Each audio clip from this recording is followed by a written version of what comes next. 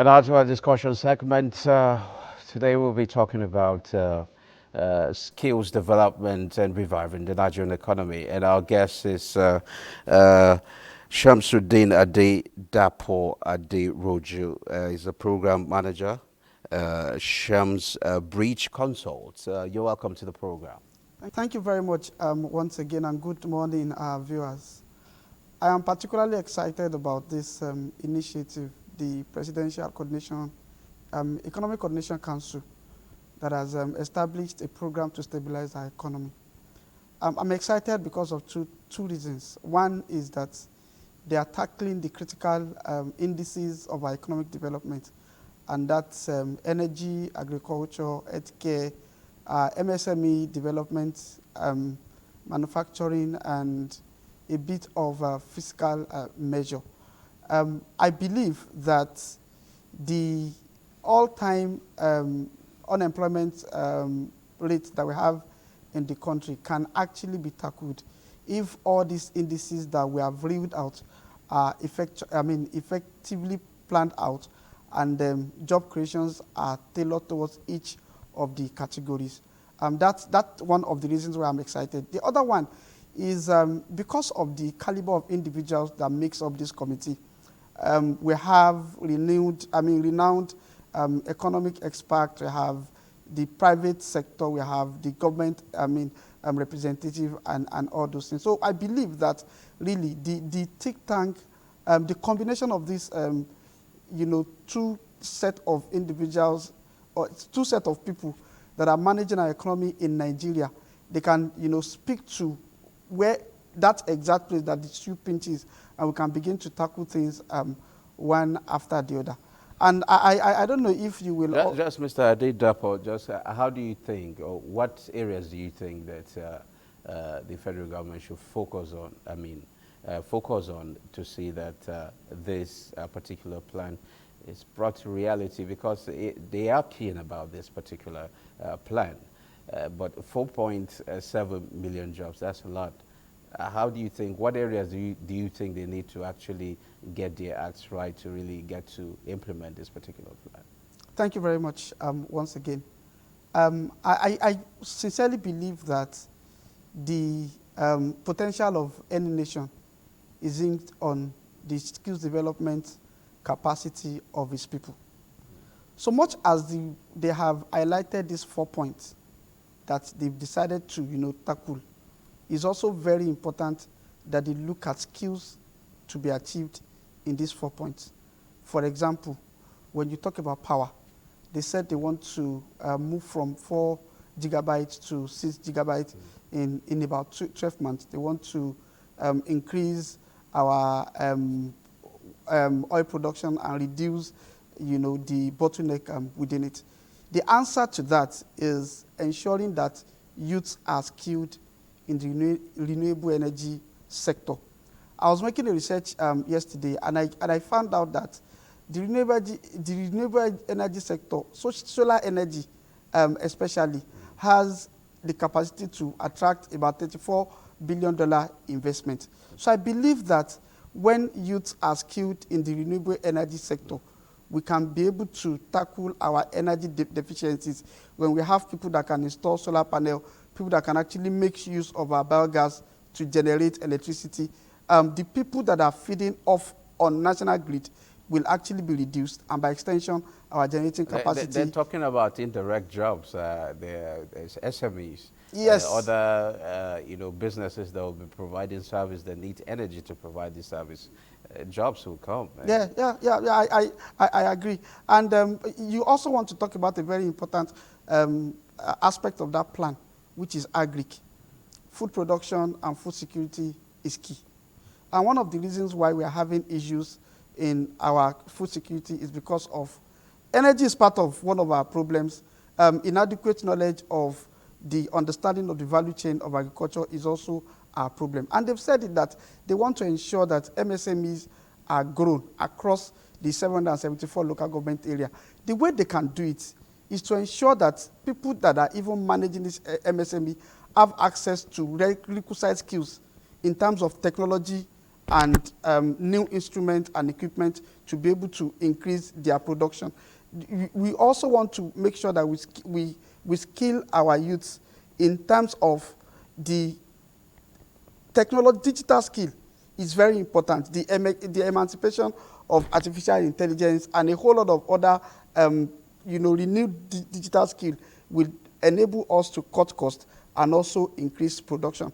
One very important thing again that I think they should focus on is the bottleneck, that the politicization of beneficiaries of these opportunities in terms of finances. They've told us that they want to ensure that they grow 300 SMEs and another 11,000 MSMEs, within the specific number of time. They should allow public-private partnership, ensure that people that have the skills are allowed to mentor these SMEs. Funds are provided, and monitor a very good monitoring and evaluation mechanism are actually, shown, so that the monies that are put into the system can be plowed back, and we can generate and see the effectiveness in our gross domestic product in a short period of time. It's also very important. Mr. Adeta, well, I believe we're talking. Yeah, we are. Then there's this issue that I want you to, I want to pick your thoughts on it. The issue of out-of-school children. We've seen issue of out-of-school children, but there's this school of thought that they believe that it's not just about education. Skills too are very important, so that even if you don't get the right education to go for your degrees and stuff, well, you can still have skills to, fill this gap. Become a very important member of the society, so that your contribution matters. I would like to hear your views on this. I totally agree with you that not everybody. At least if there's no education, yeah, there should be there's some skills not all of us can actually pass through the 4 walls of educational system, and that is why it is important that we retool our vocational skills enterprise to be able to cater for people that are out of school. Statistics have, shown us that about 80,000 graduates comes out of all our institutions on a yearly basis. The question is, where is the job? Even people that are in school are still having difficulties getting job, not to now talk about people that are out of school.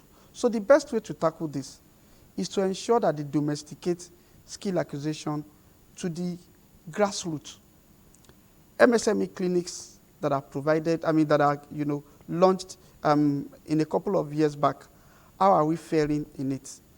The one that they said, the one that the federal government is planning to do, how do we ensure that they cater to the out-of-school children that have opportunity to become artisans, in the whole thing? That's one. Another very important thing is something that is peculiar to the North, and that is the Almajiri educational system.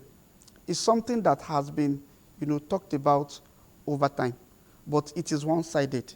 How do we ensure that it does not only discuss religious education and see how we can empower the people that are supervising this Almajiri system to be able to infuse skill acquisition into the system? As they are learning about their religion, they are learning about various skills. And when they get out of the scheme, the government or private individuals can empower them with tools to be able to stand on their own.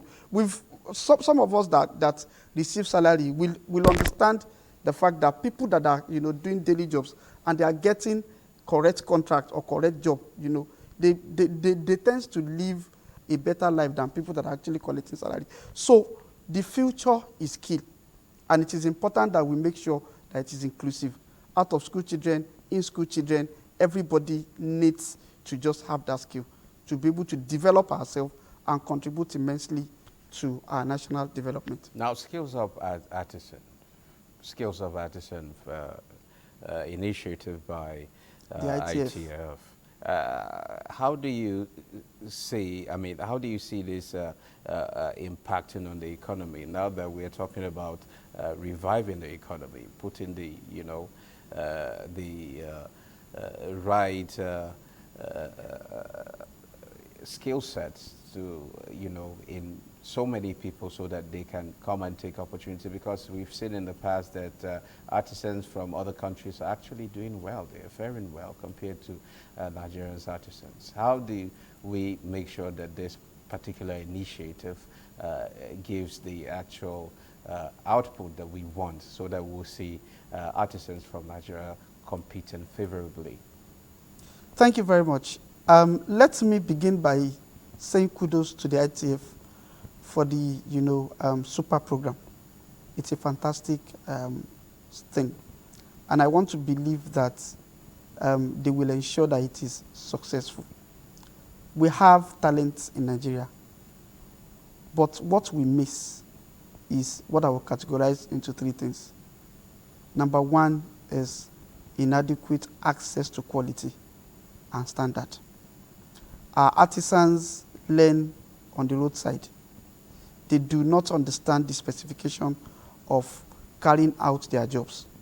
So one very important thing that Super can do is to ensure that across board standard is is maintained. If you are learning bricklaying, any institution that you are learning under must teach you with standard.